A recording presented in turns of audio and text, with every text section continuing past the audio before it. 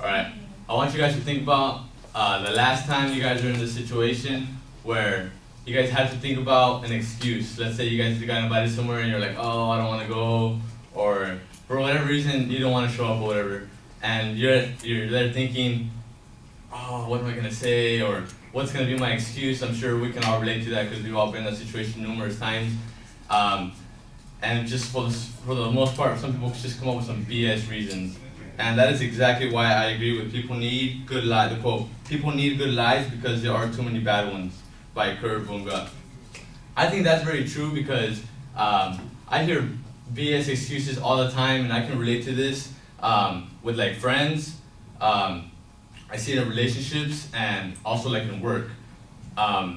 With friends, just the other day, I was talking with one of my buddies, and we were supposed to go airsofting together. We were supposed to go out and have a good time and stuff. So I called him up and I was like, hey Mike, you wanna go? We're gonna go airsoft shooting today. You know, do you wanna go? He's like, no dude, I don't have any of my gear and stuff like that. And he's like, my mom, she's remodeling the house and I need to help her out and all that kind of stuff. And I was like, alright dude, so whatever dude. I invited you, I did my part. You wanna go help your mom or do what it is, then that's fine. Sure enough, like 5 minutes later, he texts me and he's like, oh dude, how much does it cost to go? I was like, oh, well, like 40 bucks, dude, why? And then he just didn't reply. So, in my head, I was just like, really, do you think I'm that stupid? Like, you say you're gonna help your mom, and then you text me saying, how much is it to go?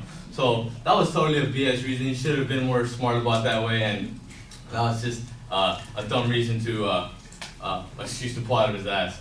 And another where I see it, is in relationships.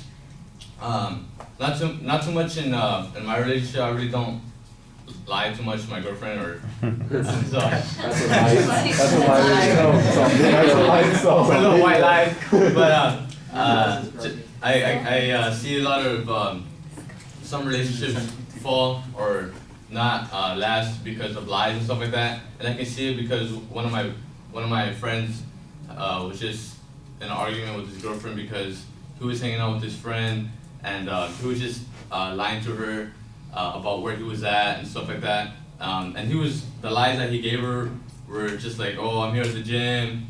And then when he was hanging out with her, he told her, it kind of slipped out, oh, well, we were at the gym.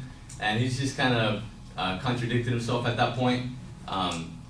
So just all those reasons that they give, I think you just need to be smart about it. If you're gonna give a reason or you don't want to go, either say the truth and just stick with it, or you know, don't give a BS reason like that. And another thing that I see it is in work. A lot of people, they don't want to go to work, or they get invited to go somewhere, and they're like, oh, I gotta go to work. I work today.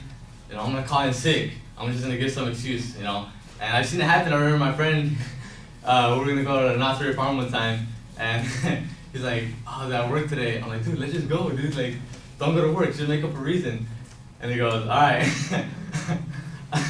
I'm gonna call. He called in, I was there, and he said that his grandma had gotten into a car accident, that he was at the hospital. So that was obviously a BS reason because his coworker saw he posted a picture on Facebook going, he was at the farm. So I think that when you're gonna say a lie, be smart about it, and that is exactly why I agree with the quote that people need good lies because there are too many bad ones. Thank you. Like put it on my face. The grandma. Crack it up.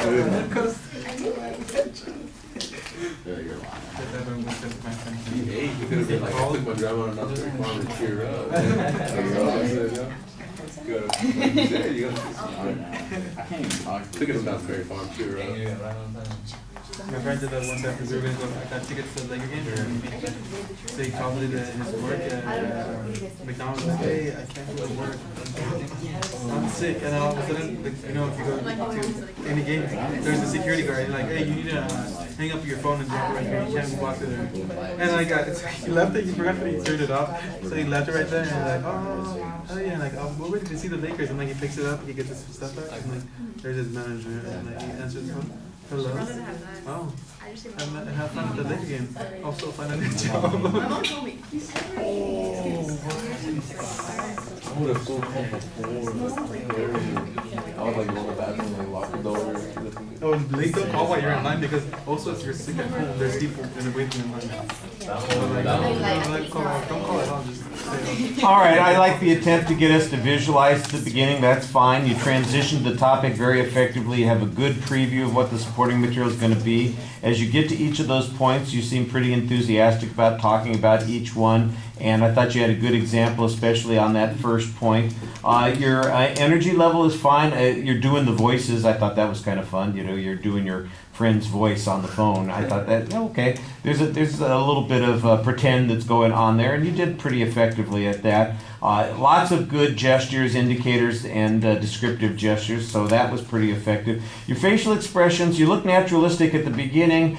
Toward the second point, it seemed like you were a little bit disengaged, and at the end, of course, there's a little bit of, you know, you're just enjoying yourself too much, and you lose a little bit of composure what you're talking about because you're laughing at your idiot friend who's going to get in trouble for, you know, posting pictures at Knott's Berry Farm when they're supposed to be in the hospital. You know, that's a little bit, yeah. It's a good point. It would have been better if you could have given us the straight face for a while and then smiled at it when you gave us the punchline. I think, you know, you're stepping on your joke, you know. It's like I'm laughing at my joke before I give the punchline to people, and the joke's never as funny then to everybody else when it happens. So that's, you know, those are minor quibbles. There wasn't anything that was big problematic issue. Almost everything you did was pretty solid in the presentation. All right, just a quick reminder to everybody that on Monday